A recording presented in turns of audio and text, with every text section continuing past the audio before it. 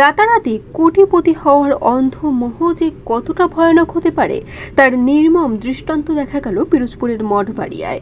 মূল্যবান magnetic pillar খুঁজতে গিয়ে সদ্য খনন করা পুকুরের মাটি চাপায় প্রাণ হারিয়েছেন দুই ব্যক্তি। রোববার সকালে উপজেলার আমড়াগাছিয়া গ্রাম থেকে তাদের লাশ উদ্ধার করা হয়। প্রাথমিকভাবে স্থানীয় বাসিন্দা ও নিহতের পরিবার একে পরিকল্পিত হত্যাকাণ্ড বলে দাবি করেছেন। দিনভর নিবিড় তদন্ত শেষে পুলিশ নিশ্চিত করেছে এটি কোনো হত্যাকাণ্ড নয়, বরং লোভের বশবর্তী হয়ে দুর্ঘটনার শিকার হয়েছেন তারা।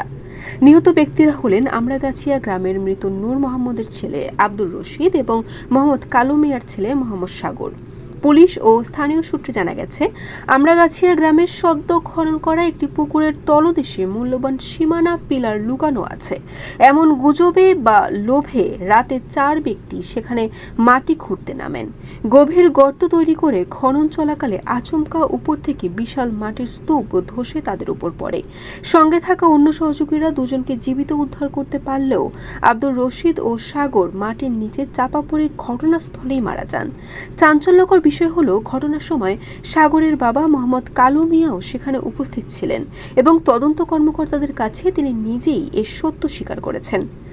জোড়া লাশের খবর পেয়ে পিরোজপুরের পুলিশ সুপার মোহাম্মদ মঞ্জুর আহমেদ সিদ্দিকী ও অতিরিক্ত পুলিশ সুপার পার্থ চক্রবর্তী দ্রুত ঘটনাস্থল পরিদর্শন করেন।